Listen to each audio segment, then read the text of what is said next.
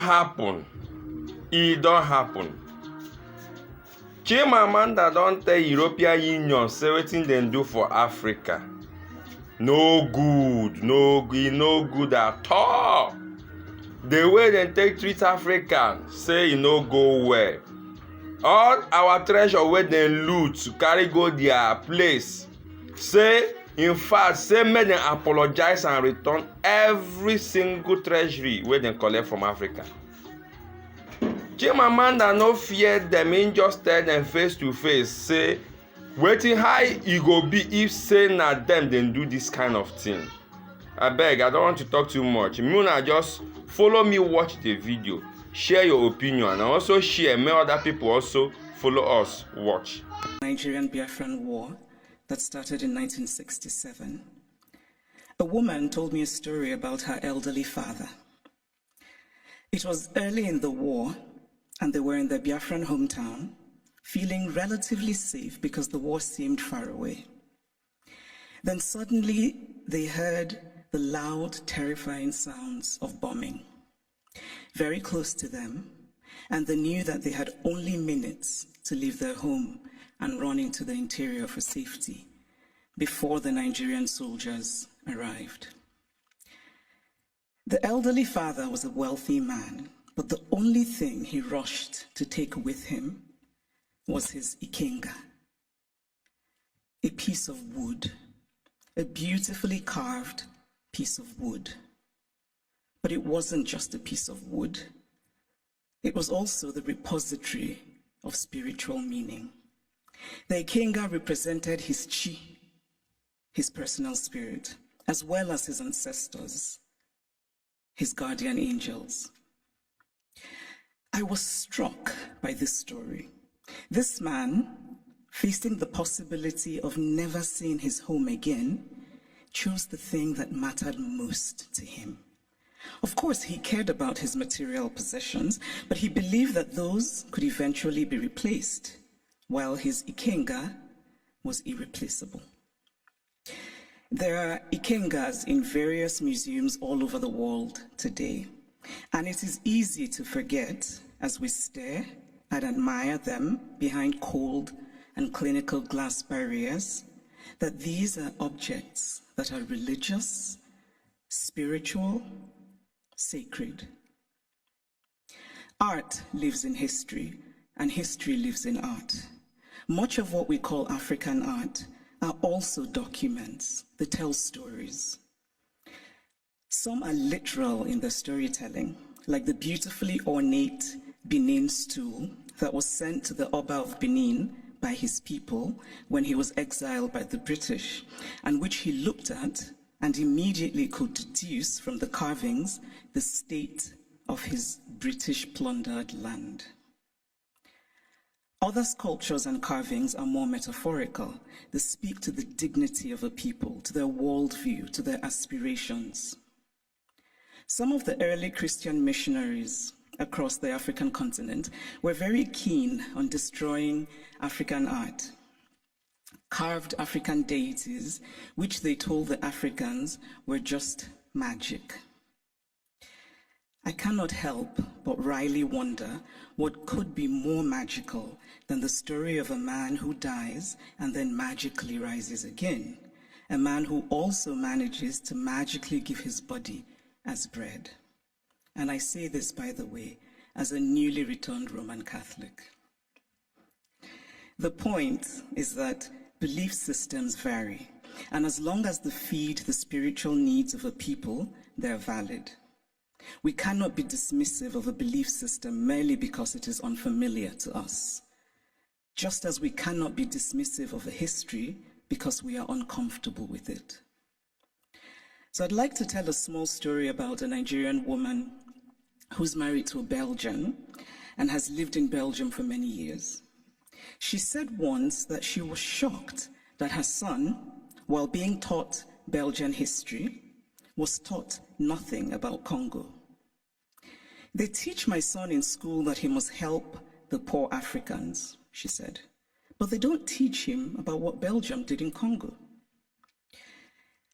Now, if Hassan does not learn that the modern Congo state began 100 years ago as the personal property of a brutal Belgian king who was desperate to get wealthy from ivory and rubber, if Hassan does not learn that the hands of Congolese people were chopped off with rusty axes for not producing enough resources to meet a king's greed, if Hassan does not learn that the Belgian government later ruled Congo with a deliberate emphasis on not producing an educated class, if this young Belgian boy knows nothing of these incidents, then at some point they will perhaps no longer have happened, because the past, after all, is the past, because we collectively acknowledge that it is so. It is not that Europe has denied its colonial history. That would be too crude. It is instead that Europe has developed a way of telling the story of its colonial history that ultimately seeks to erase that history. The former French Prime Minister, Nicolas Sarkozy, gave a now infamous speech in Senegal, in which he said, "I have not come to deny mistakes or crimes. Mistakes were made and crimes committed, but no one can ask of the generations of today to expiate this crime perpetrated by past generations." This is central to the story that Europe tells itself about its colonial history. It is a story that basically says, yes, colonialism happened, but. And whatever comes after the but is the focus of the story. What the focus on the but does is that it absolves. It frees Europe of responsibility, of a significant and traceable connection to the African present, and it allows Europe the glow of charity. But the truth is that the past does not merely tell us what happened yesterday, it also illuminates what happens today. If we acknowledge that present-day Europe is shaped by the Renaissance of 600 years ago, by the Enlightenment of 300 years ago, then surely we cannot say that what happened merely 100 years ago in Africa no longer matters. It matters. We are gathered today in this reconstructed palace, a beautiful place, but also a place that represents Germany's nostalgia for imperial times. When Kaiser William II lived here, German troops were killing children, women, and men in Southwest Africa. This building says that German history matters, even in a romanticized form. The history of Africa and Asia and Latin America must matter as well. We cannot pick and choose which histories and which points of view still matter, because to do this would be an ugly exercise of brute power. And speaking of power, here's a headline I just read in a German publication. The headline says, "Where do Africa's treasures belong?" Now imagine this headline differently. Imagine if it said, "Where do Germany's treasures belong?" It would be a redundant question, because of course, Germany's treasures belong in Germany. But the question would never even be asked, because there would be no circumstance in which it would be, because of power. And so it seems to me that what we are fundamentally grappling with in this space, in all of these questions about the Humboldt Forum, is power. Unequal power, how we navigate unequal power relations. And there's always been, to me, something shabby about unequal power relations. The victory feels colorless, almost unearned. So I spoke of Belgium and its colonial history, but what of Germany and its colonial history? Do school children here learn about Namibia, what was called the German Southwest Africa? Do school children know that 100,000 Herero people were murdered by the Germans? Do they know of the wells that were poisoned? Do they know of the women used as sex slaves and others as slaves in German camps? Do they know of the Nama people killed and of the Maji Maji revolt in German East Africa? And why should they know? Because to tell only one part of a story is essentially to lie. A story is true only when it is complete.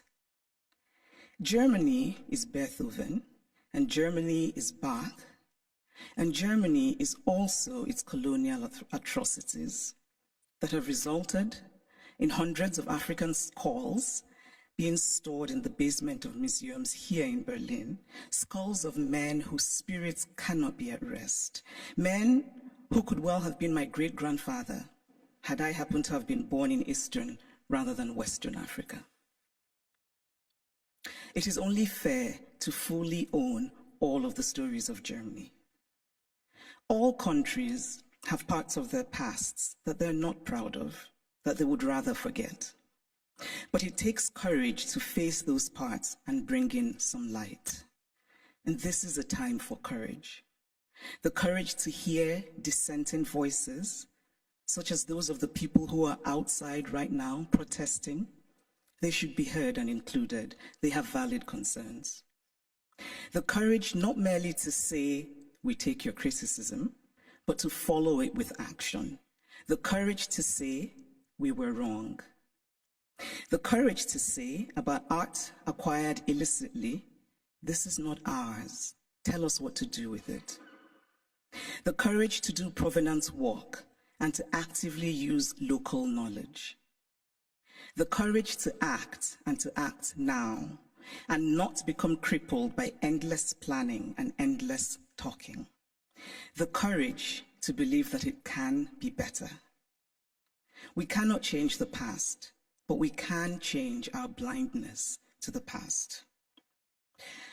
And why, by the way, is the term ethnological used for art from certain parts of the world and not art for other parts of the world? And then in discussing some of this art that we term ethnological, and I would argue that the language itself already suggests a hierarchy of value, when we talk about this art that was stolen, we're told that they cannot be returned to Africa, for example, because Africans will not take good care of them. It is not merely condescending to say, I cannot return what I stole from you because you will not take good care of it. It is also lacking in basic logic. Since when has the basis of ownership been taking good care of what is owned? This position is paternalistic arrogance of the most stunning sort.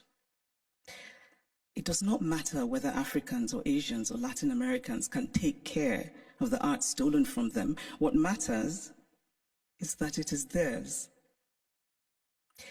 The brilliant Nigerian artist Victor Hikameno put it much better than I could, and in very Nigerian terms. He says, if I come and steal your wrapper, and I say I won't give you back your wrapper, because you will not